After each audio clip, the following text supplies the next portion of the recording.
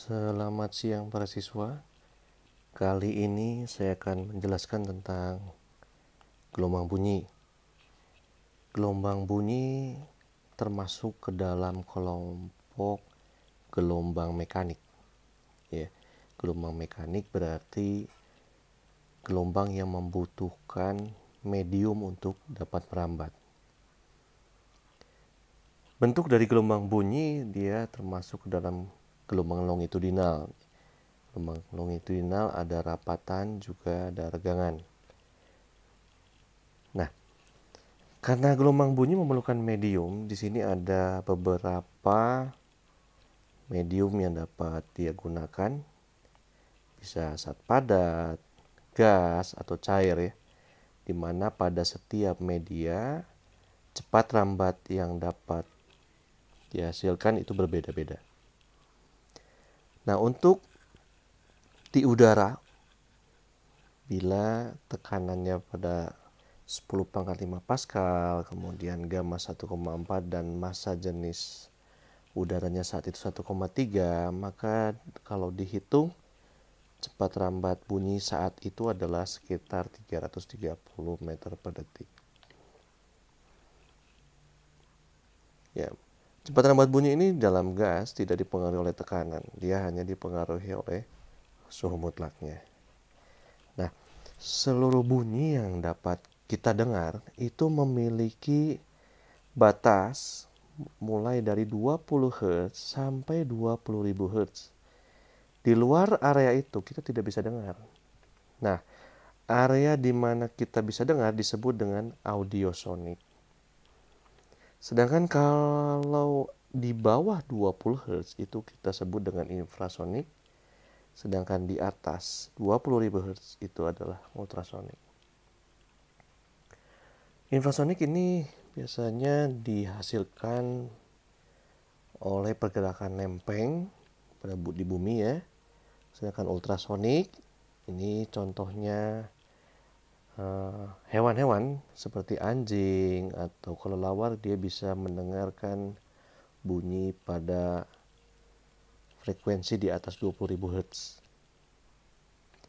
Nah, frekuensi ini untuk menandakan dia tinggi atau rendahnya nada. Jadi ini frekuensi itu masalah tinggi atau rendahnya nada. Sedangkan keras atau lemahnya bunyi itu ditentukan oleh amplitudo. Jadi jangan sampai kebalik, ya. Baik. Bunyi dapat mengalami interferensi, di mana interferensi adalah perpaduan dua buah gelombang. Di sini ada dua kemungkinan yang ekstrim ya. Interferensi konstruktif atau interferensi destruktif. Bisa ada dua. Interferensi konstruktif itu terjadi jika kedua gelombangnya sefase. Nah, ini kita lihat contohnya. Gelombang pertama di sini awalnya naik, turun, naik, dan seterusnya. Ini gelombang keduanya juga bentuknya sama seperti itu. Ini yang dikatakan sefase. Maka kalau kedua gelombang ini kita jumlah, ini adalah gelombang yang dihasilkan. Kalau kita lihat di sini amplitudo gelombang pertamanya A, gelombang keduanya juga A, maka hasil penjumlahannya menjadi 2A. Ya, jadi semakin kuat, semakin keras bunyi yang dihasilkan. Sedangkan untuk interferensi destruktif itu artinya menghancurkan ya. Gelombang pertama ini memiliki beda fasenya setengah. Ya, kalau kita lihat yang satu turun, yang satunya lagi naik. Maka bila kita jumlah, ini hasilnya habis. Ya. Ini yang disebut dengan interferensi destruktif. Ya, maka kalau kita bikin di sini kita cari beda fasenya, itu beda fase ini ya, delta V, ini delta V. Hasilnya bagaimana? Apakah nilainya bilangan bulat atau ada plus setengahnya? Kalau ada plus setengahnya, maka ini yang terjadi adalah interferensi destruktif. Sedangkan bila bilangannya bulat, maka interferensinya menjadi konstruktif. Nah, di sini saya gambarkan dua buah sumber bunyi, speaker 1 dan speaker 2, menghasilkan gelombang yang sama, frekuensi yang sama, maka digambarkan ini adalah muka gelombang. Titik-titik ini itu adalah pertemuan antara puncak gelombang dengan lembah gelombang sehingga akan terjadi destruktif. Sedangkan yang titik ini puncak dengan puncak itu bertemu sehingga hasilnya akan terjadi interferensi konstruktif. Garis-garis ini melambangkan puncak gelombang ya. Ini puncak gelombang. Sedangkan yang di tengah ini itu adalah lembah gelombang. Dari sini ada kita contoh speaker 1 dan speaker 2 menghasilkan gelombang yang sama, frekuensinya menghasilkan bunyi yang sama, hanya jarak terhadap pengamatnya ini beda, yang satu 2,4 meter, yang satu lagi 3 meter. Maka bila kedua sumber bunyi ini menghasilkan bunyi dengan frekuensi yang sama, apa yang akan terdengar oleh pengamat? Ya. Nah, bila di sini kita tahu panjang gelombang sumber bunyinya 20 cm, kita coba hitung di sini beda fasenya berapa, ya. Beda fase ini beda jarak, jaraknya selisihnya 3 dan 2,4. Lamnya kita ubah dalam meter ya, sehingga kita bisa dapatkan 0,6 dibagi 0,2 sama dengan 3. Nah, ini kan bilangan bulat ya. Kalau bilangan bulat maka ini akan terdengar interferensi konstruktif. Maka di sini pengamat akan mendengarkan bunyi yang sangat kuat. Ya. Karena dia bilangan bulat. Gitu, ini contohnya ya. Oke.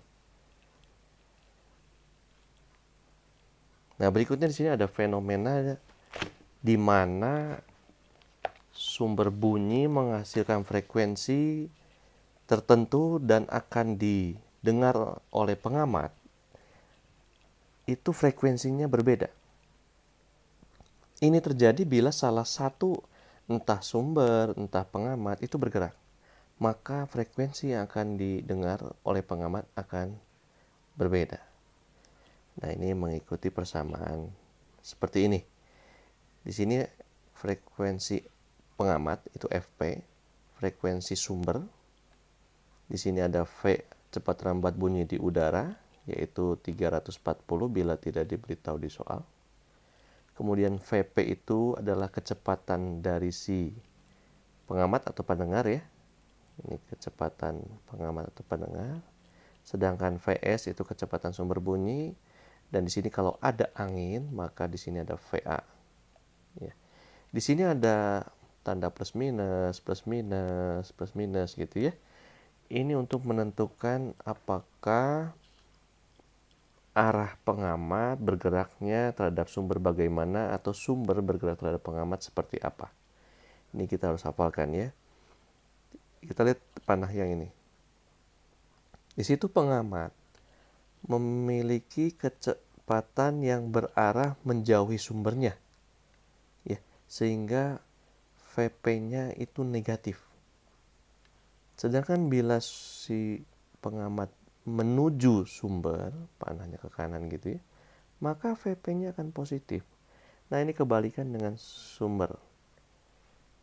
Bila sumber mendekati pengamat, maka Vs-nya negatif. Sedangkan bila sumbernya menjauhi pengamat, maka Vs-nya menjadi positif. Ya, nanti kita akan ada contoh soalnya. Nah, bagaimana dengan kalau ada angin? Ya. Angin ini akan mempengaruhi nilai V-nya yang tadi 340 tadi. Ya. Jadi, bila angin dari S ke P, artinya dari sumber ke pengamat, maka VA ini ditambahkan ke V-nya yang 340 tadi. Tetapi bila sebaliknya, angin dari pengamat ke sumber, maka harus dikurangin. Gitu ya. Nah, kita lihat ada contoh satu soal di sini ya. Diketahui di sini sebuah mobil polisi bergerak dengan kelajuan 20. Nah, apa kelajuan ini? Apakah VP atau VS? Kita lihat. Sambil membunyikan sirine dengan frekuensi 1600. Nah, berarti yang menjadi sumber di sini adalah mobil polisi. Berarti diketahuinya 20 itu adalah V sumber. Sedangkan frekuensi ini adalah Fs. Berikutnya di sini seorang pengendara motor bergerak dengan kelajuan 10 meter per detik, berarti dia sebagai Vp. Lalu hitung frekuensi yang terdengar pengendara motor bila, nah kasusnya di sini ada 4. Kita coba ya. Kalau kita gambarkan kasus yang pertama, motor akan berpapasan dengan mobil. Itu seperti apa? Nah, kalau berpapasan, dia tentunya saling berhadapan ya.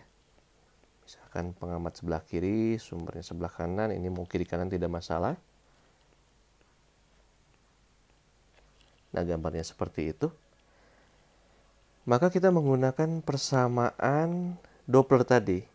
Hanya di sini karena anginnya tidak disebut-sebut, berarti kita anggap anginnya tidak ada. Kita hapus saja, gitu ya. Oke, sini kita masukkan diketahuinya Fp dibagi Fs-nya tadi kita tahu 1600 sama dengan 340, ini 340. Nah, karena pengamat di sini mendekati sumber, maka Vp-nya positif. Positif 10. Sedangkan bila sumbernya mendekati pengamat, tadi dia minus 20. Nah, dari sini kita sederhanakan 350 dibagi 320, maka kita bisa dapatkan Fp sama dengan, kita bisa coret dulu ya, 35 per 32 kali 1600. Kalau kita hitung diperoleh nilai 1750 Hz. Nah, kalau kita lihat, kita bandingkan ya. Frekuensi yang terdengar itu 1750. Ini. Sedangkan sumbernya 1600. Jadi kalau pengamat dan sumber saling mendekat, maka frekuensi yang terdengar oleh pengamat itu akan lebih tinggi daripada frekuensi aslinya atau dari sumber bunyinya. Ya, ini kasus pertama seperti ini. Oke, kasus kedua kita lihat di sini yang B ya. Motor mengejar mobil. Kita gambarkan dulu kasusnya seperti apa.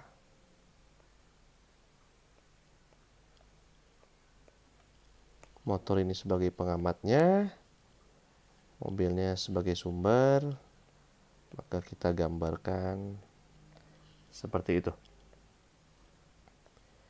Nah, menggunakan rumus yang sama, cuma di sini bedanya adalah plus minusnya saja, karena arahnya aja yang berbeda ya.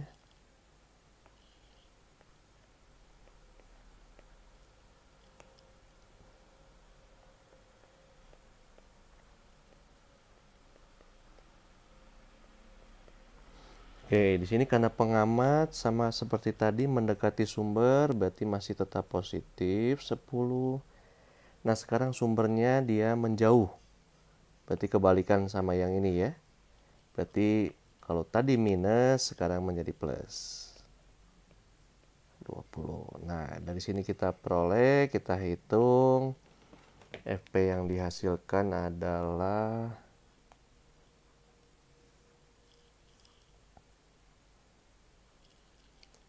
1556 Hz. Nah, rupanya dia lebih kecil, ya. Frekuensi yang dihasilkan ini lebih kecil dibandingkan frekuensi sumbernya, kalau keadaannya seperti itu.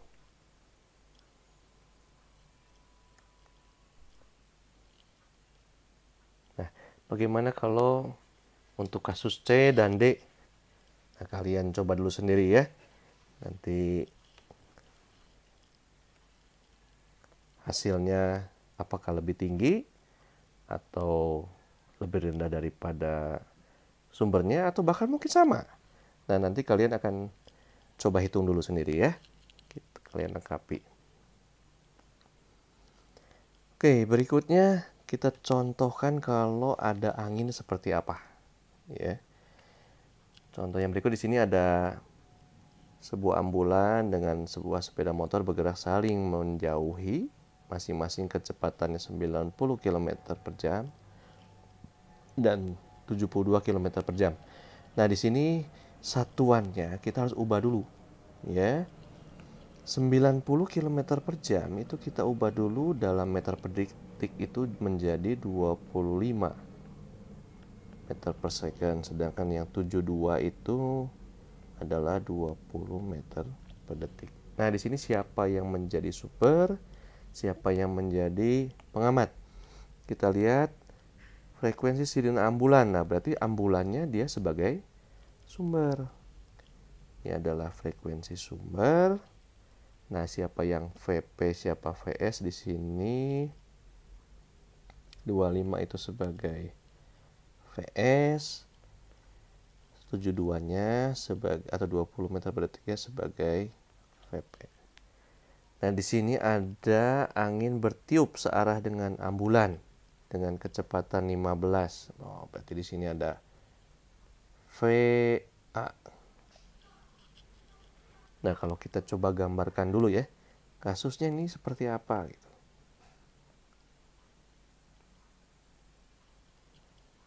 Ini ada pengamat, ini sumber, saling menjauh ya. Kita lihat berarti arahnya sana, ke sana.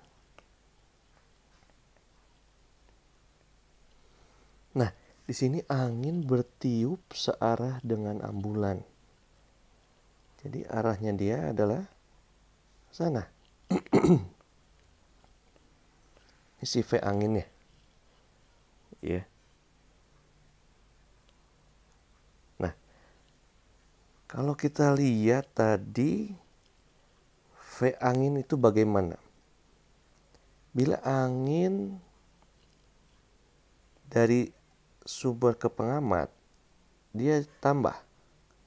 Tapi kalau dari pengamat ke sumber, dia kurang. Nah, keadaannya begini, anginnya itu kan dari pengamat ke sumber kalau begitu. Ya. Jadi nanti kita pakai plus minusnya, jangan sampai salah. Kita coba nih, kita isi dulu diketahuinya.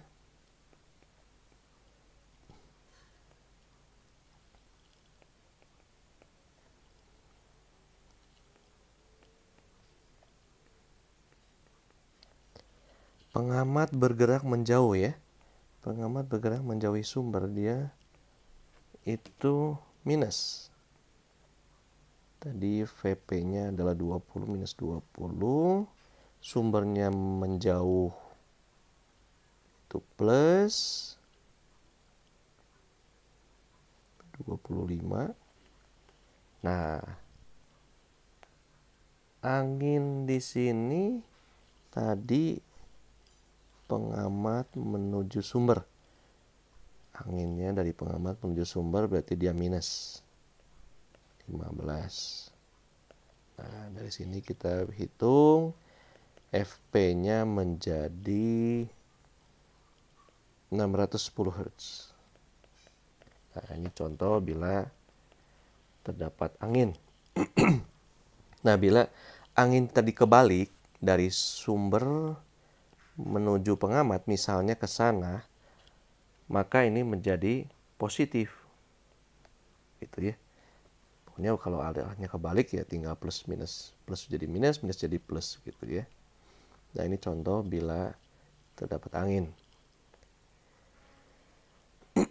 Nah di sini ada soal Eptanas tahun 2000 nomor 8 ini maksudnya.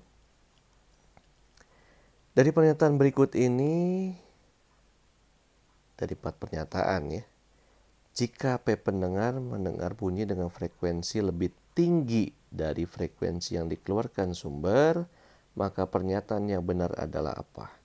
Nah, tadi kalau kita sudah coba hitung ya, di sini kalau pengamat dan sumber mendekati, maka frekuensi yang dihasilkan dibandingkan sumbernya adalah lebih tinggi.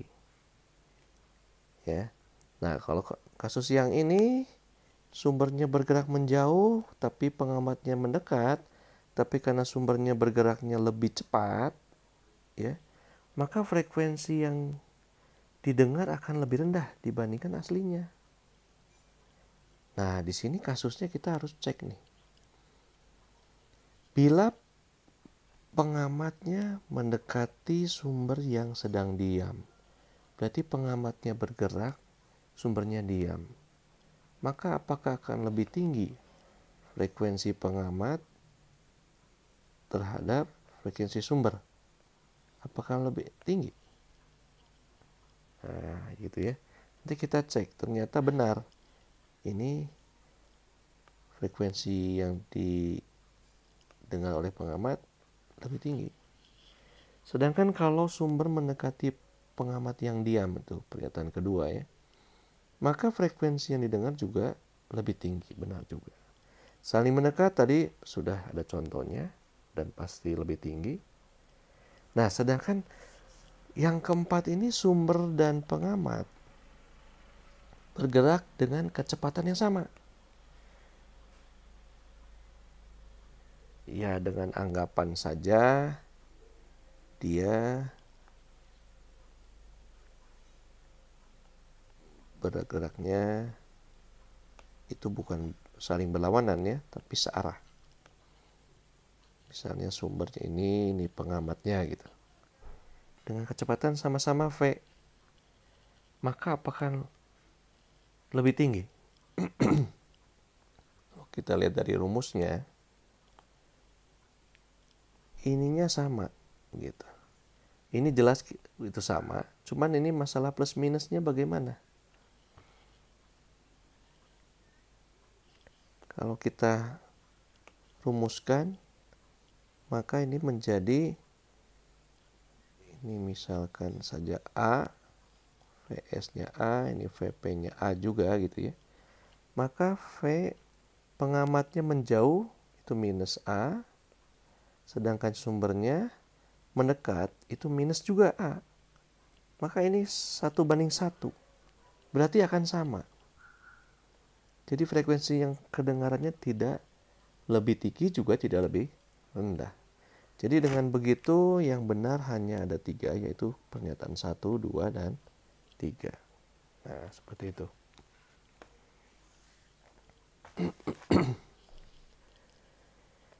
Oke, berikutnya kita akan bahas mengenai pelayangan bunyi. Ya. Nah, di sini pelayan itu apa? Peristiwa terdengarnya bunyi keras, lemah, keras, dan seterusnya bergantian. Ya, ini berturutan akibat interferensi dua sumber bunyi yang perbedaan frekuensinya kecil. Jadi ada perbedaan frekuensi. Nah, ini saya beri contoh. Ada gelombang pertama punya frekuensi 50 Hz. Ini gambar warna merah. Sedangkan gelombang kedua adalah frekuensinya 40 Hz. Ini gelombang warna biru. Ini perbedaannya 10 Hz. Maka kalau kita interferensikan atau dengan kita artinya jumlahkan, maka akan menjadi ini gelombang yang warna hitam. Yang untuk lebih jelas saya hilangkan warna gelombang pertamanya tadi, maka hasilnya sekarang menjadi seperti ini. Nah, kalau kita lihat ini ada keberaturan ya. Yang seperti ini berulang lagi dia, begitu.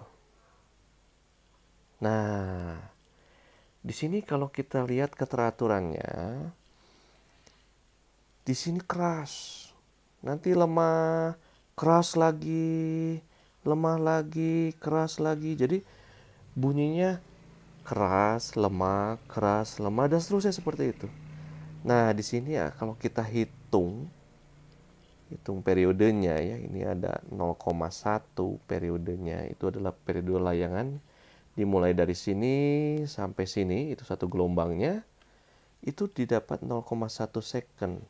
Sedang kita tahu frekuensi itu adalah 1 per periode, maka kita dapat 1 per 0,1, hasilnya adalah 10 Hz. Nah, inilah hasilnya. Nah, tapi dengan kata lain, maka frekuensi layangannya tadi kita bisa dapat dari selisih frekuensinya itu, yaitu dari sini 50 kurang 40. Itu adalah frekuensi layangannya. Jadi dia dalam 1 detik terdapat gantian bunyi keras lemahnya sebanyak 10 kali. Itulah frekuensi layangan. Nah, contohnya kita coba ini untuk soal Eptanas tahun 2001. Seorang pendengar berdiri di samping sumber bunyi yang frekuensinya 684. Sumber bunyi lain dengan frekuensi 676 bergerak mendekati pendengar itu dengan kecepatan 2 meter per detik. Nah, syarat perlayangan tadi, si pengamat harus mendengarkan 2 buah bunyi. Nggak bisa cuma 1, harus 2. Nah, di sini yang pertama adalah 684. Ini yang kalau dia berdiri di samping sumber bunyi, maka frekuensi yang terdengar itu langsung sama dengan frekuensi sumbernya. Ya. Ini sama dengan frekuensi sumber pertama. Sedangkan yang ini itu adalah frekuensi sumber kedua. Kita harus hitung dulu frekuensi yang terdengar itu berapa. Ini 676 sama dengan 340. Di sini dibilang bahwa pengamatnya atau pendengarnya berdiri, berarti dia tidak bergerak ya, plus 0 atau minus 0 sama saja. Sedangkan sumbernya dibilang mendekati, berarti dia minus 2 meter per detik. Dari sini kita bisa dapat frekuensinya adalah, kita hitung,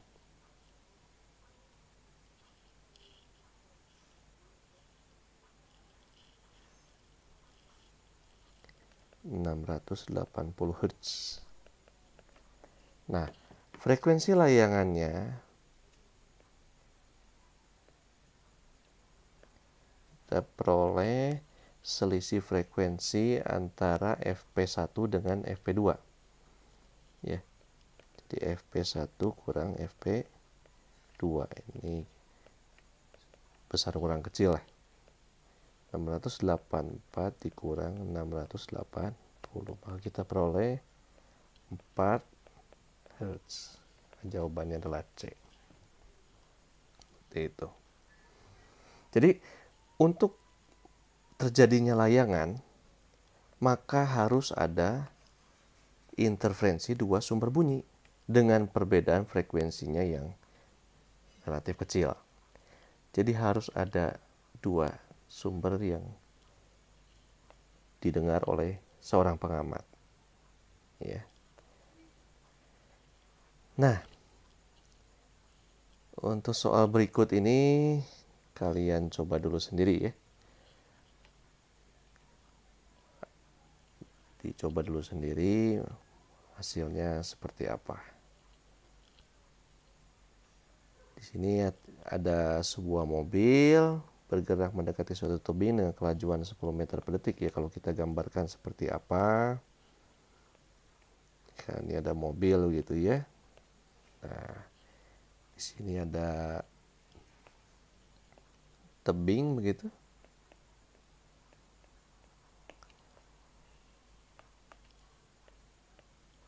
Mobilnya bergerak dengan kecepatan 10 meter per detik menghasilkan frekuensi 561 Hz.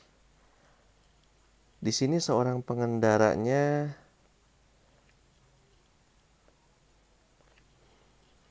mendengarkan bunyi klakson langsung yang dihasilkan oleh klakson, dan juga ini berasal dari klakson ya, dan lainnya berasal dari pantulan bunyi. Jadi bunyi akan dipantulkan oleh tebing itu, sehingga seolah-olah si pengendara ini mendengarkan dua sumber bunyi. Sumbernya sebetulnya cuma satu, yaitu klakson dari mobil, hanya yang satu langsung dia dengar, yang satu lagi dipantulkan dulu, baru didengar oleh pengendara. Sehingga terjadi adanya perbedaan frekuensi yang didengarkan oleh pengamat. Maka dengan demikian ada peristiwa layangan. Nah, ini kalian coba hitung berapa frekuensi layangan yang ia dengar. Gitu ya. Kita coba dulu.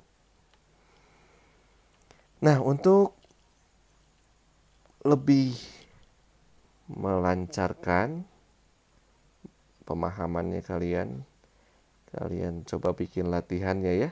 Halaman 162, nomor 16 sampai 19. Ini soalnya cuma sedikit ya. Kalian kerjakan di buku latihan.